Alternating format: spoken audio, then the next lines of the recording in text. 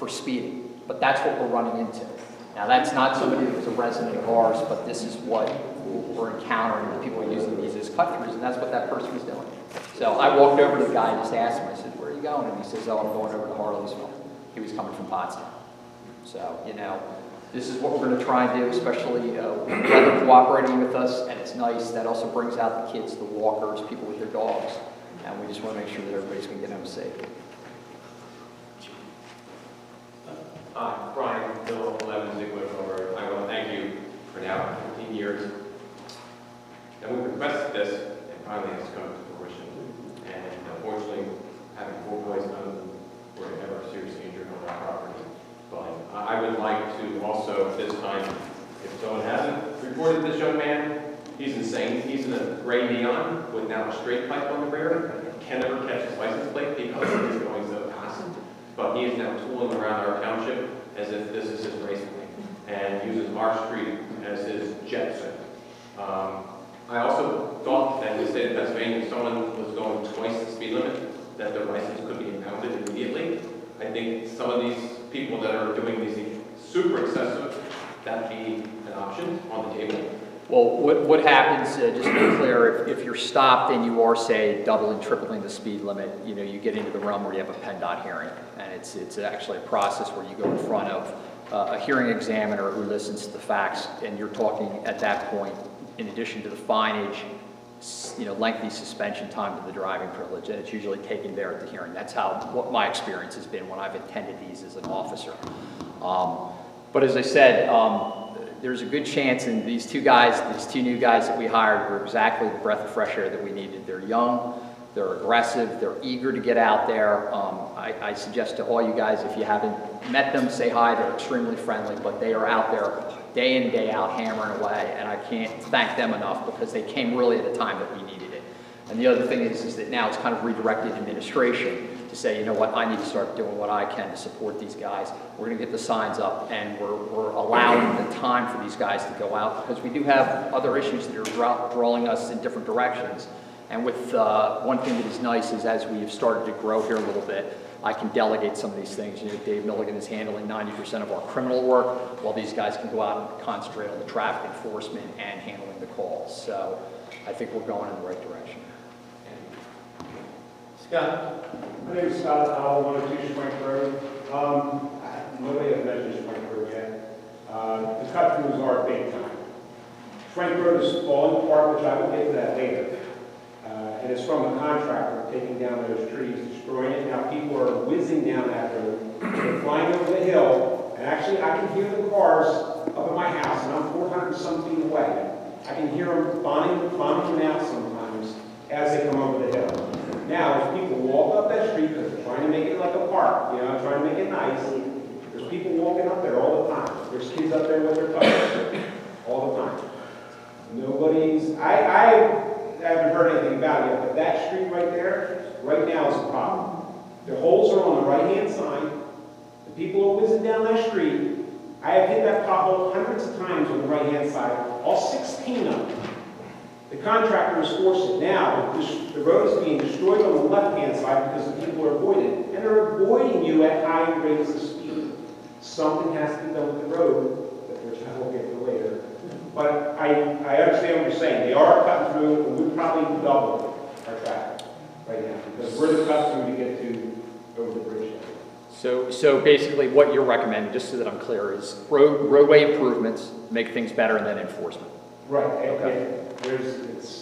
I know it's tough in that area to do. Well, I was just at your driveway the other day with one of my guys, yes. And you know what, I got to tell you, that driveway, if you would be willing to allow us to sit there, could help us do some enforcement. You can sit there. Okay, because we have a good side. I'll look at rocks too. Oh, They were from Metropolitan driving in my driveway, which they did.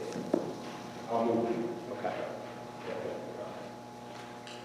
Chief, I just want to thank you for, all the efforts you guys, Bob Burns, Iberville Road, for, go ahead and doing that. And I know there's other people in the township that like to see you out there as well.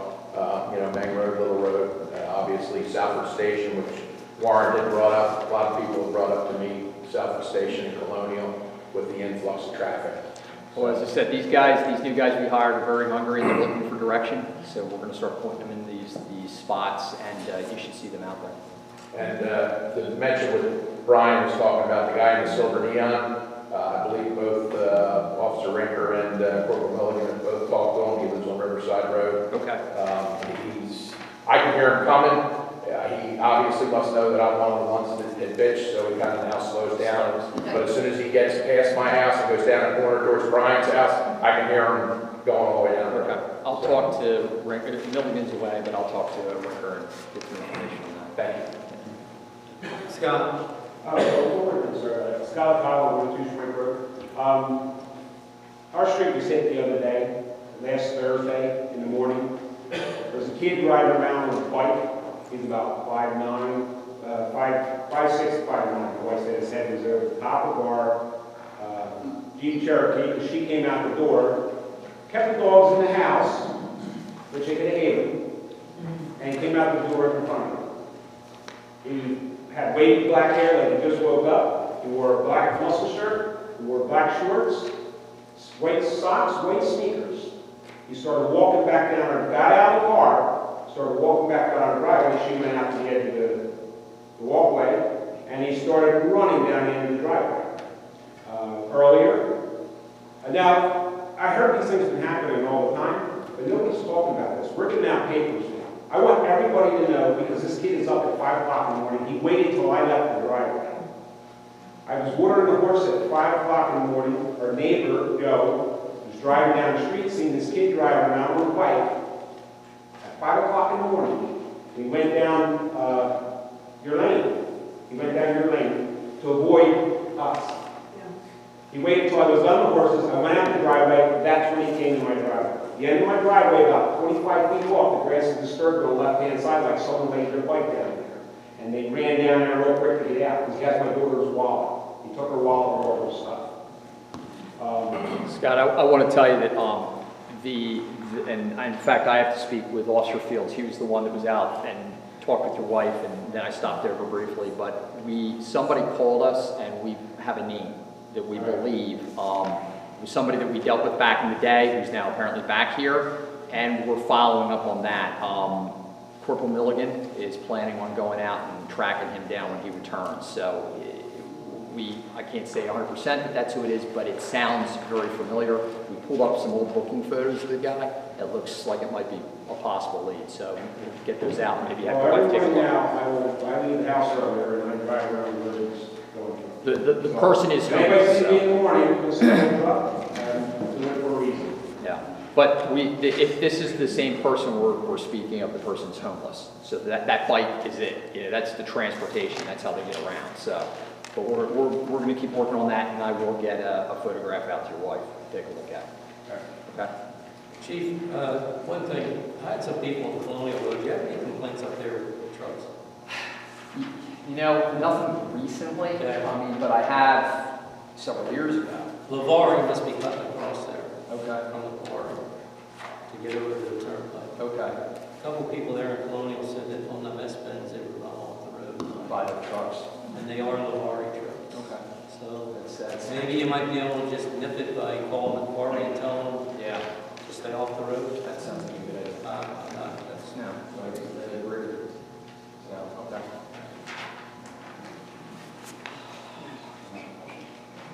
yes. Jack? Yes. Janet Pearson, 13 Schwank Road.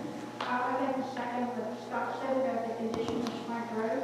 From his driveway down to the very end, going to Liverpool Road.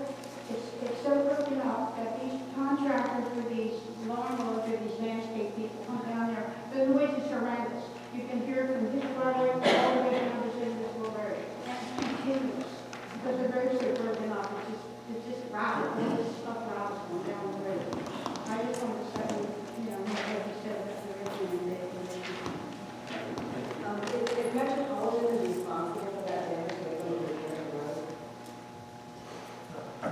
Whoever is responsible? So, Schlau still has to come back there and complete the road widening and patching. Last time I talked to Schlau, they didn't have an exact date for me of when they'd be back. I'll reach out to them after this meeting and report back to the board. I'll I'll also reach out to the roadmaster and consult with him on the status of the roads out there. Both Schwenk and Zieglerville, understandably, as far as the township road program, the township's program puts off really resurfacing those roads until that development is constructed. But that doesn't mean that those patches can't be dealt with, and I'll get back to you. But my question specifically is if the contractor is responsible, they will pay for the repairs, not the township. So the contractor is widening the road, and that widening would be an overlay a couple feet into the road too. If there's something that was damaged as a result of their work on the edge of the road, and I believe there is, then they would be responsible for that. They actually patched that before the winter began at the request of myself and the roadmaster. So I would anticipate they would repair that again, yes. But I don't have an exact timeline when they'll be out there. I will look into that and report back to you. Actually, if you could report at the meeting, I think our residents would like to know. I will do that. Yes, ma'am. Thank you. Yes, Jim. Counselor Beasley, Schwank Road. Carol, before you leave, I have a letter from the developer, Okay, and I'd like you to read it. all right. Yes. I may be late for my comment, but I am one of the Swing Dale Morris and Netherlands Drive. Do you need to state your name and your address? I did. I didn't hear you. Dale Morris, 300 Village Drive. Thank you. I'm one of the Swing Road walkers, and I think there are plenty of people who move well over 6 feet. Not everybody, but enough. It wouldn't take long to make an impression if there was some enforcement.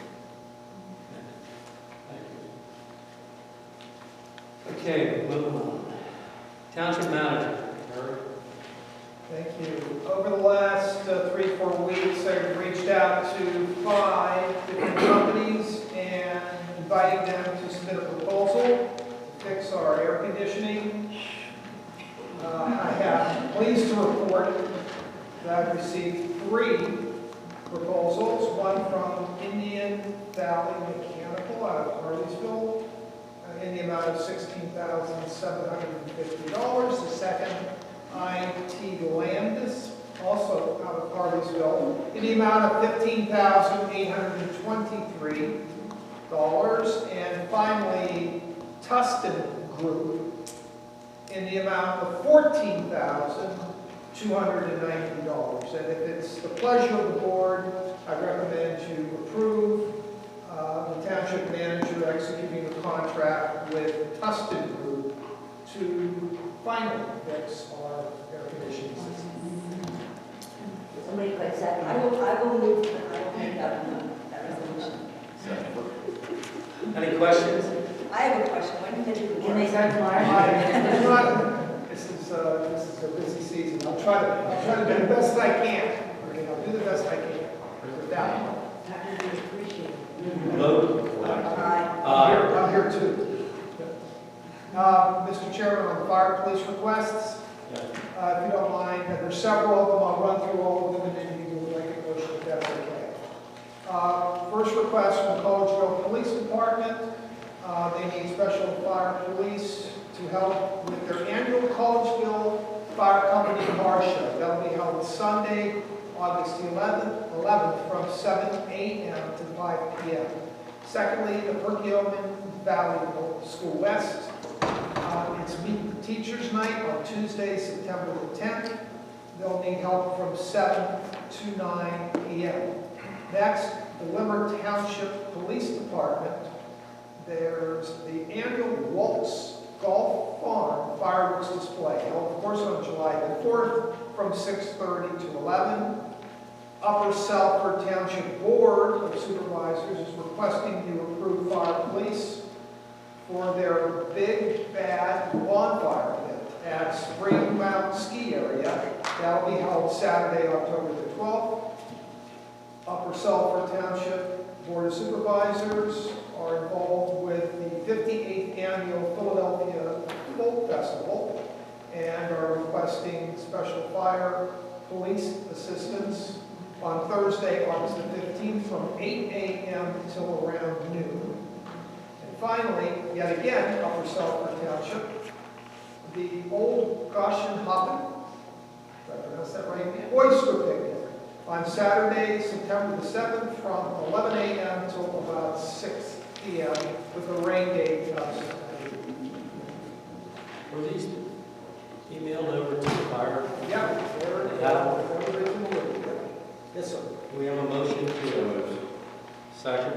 I'll second. Sorry. Any questions? Vote. Aye. Aye. Solicitor. The only thing listed under my agenda is this environmental advisory council ordinance, which I understand has been discussed in prior meetings. I didn't have the luxury of having the background information on what it was. I think there was a request to table that discussion. Is that correct? Right. Yes, there's some changes that the EAC requested after, first of all, commend the board for establishing the EAC. This is our third meeting that we've had, and now that we're establishing priorities and looking at how we're going to operate, there's a line in the ordinance that says about the supervisors dictating what the EAC does. And it doesn't match up with EAC sample ordinances, but there's also a part that talks about the EAC establishing its own chairperson. That statute that the state created so that you can create an EAC says that you have to appoint the chairperson. So there's pieces of the ordinance that we're asking for an amendment, and our chairperson is on vacation. So we requested some language, and we haven't heard back, and we were afraid that we would be voting on that language without it being addressed. So, Yeah, So so that's do what you we're want to postpone until the next monthly meeting at the beginning of August? Will that give you enough time? I think so. Do we have another meeting before then? Well, I'm sorry. Do you used to have a We meeting? have another meeting before the end Yes. of August, so would Yeah. that be acceptable? Yeah.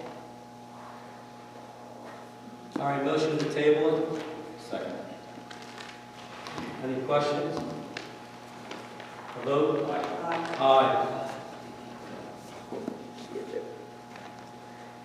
That's all you got. Planning Commission. Discussion of a proposed letter concerning the Sunrise Trail, Swamp Creek Greenway feasibility study. Do you want to share that? Yeah, Ernie Schmidt, Silverbrook Drive. I had stopped in to see the manager, Terry Frederick, the other day, and I gave him the letter that I believe was sent to you in regards to the Sunrise Trail / Swamp Creek Greenway feasibility study. And I hope all the members of the board got that. We'd like to forward that letter on to the appropriate parties in that letter.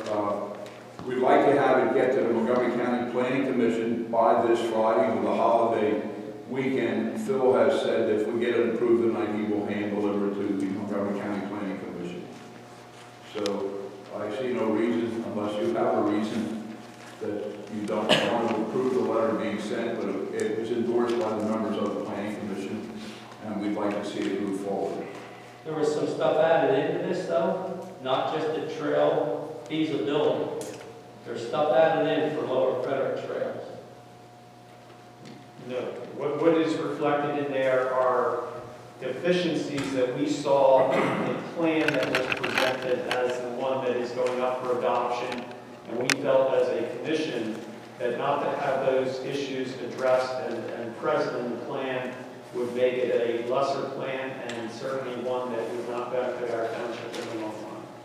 Those are basically two elements in the plan that we're missing, one of which is that we've acquired over a long period of time easements that were not reflected in the county's plan, and second, a strong position statement about our desire not to see any kind of imposed seizure of land, and and we felt that it was necessary to reflect to the county our position as is stated clearly in our adopted open space plan of 2015.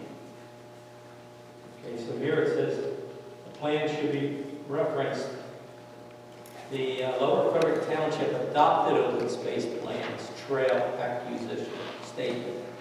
Correct, As yes. they mean to recognize And we have- our townships define public trails. Our township. Yes. Is that our township trails with it? Now, our township's plan, I think you're referencing the statement in our open space plan, is that correct? Yes. Yeah, it clearly states, and we put that into our letter, the township will only pursue trail development across private property in situations where the private property owner wishes to do so, and in situations where the township and a developer have worked together to ensure the trails are built as part of the land development process. I think that's a pretty clear and strong statement that we do not support eminent domain, and that our township has a written statement that backs us up on that. I was in that meeting, and I think the planning commission unanimously felt it was important to let the Montgomery County Planning Commission know what was in the letter. And it, as I understand it, it reflects the beliefs and concerns of the planning commission only. Correct? You're not speaking for the board of supervisors, you're not speaking for It is signed by our chairman. Right, that's correct. So- Correct, but he was unfortunately, he's out of town tonight.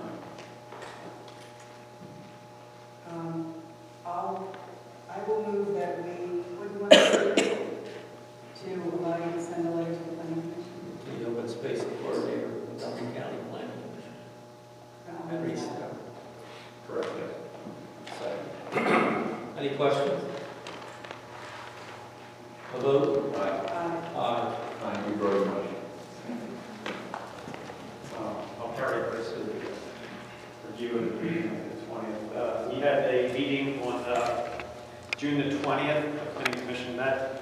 There were really only three basic items discussed that evening. It was a very lengthy meeting, but only three, one of which was covered on the Sandbrook subdivision and approval process, so I don't think I need to readdress that. The other issue that took up a good deal of our time was revisions to our SALDO, that's the subdivision and land development ordinance.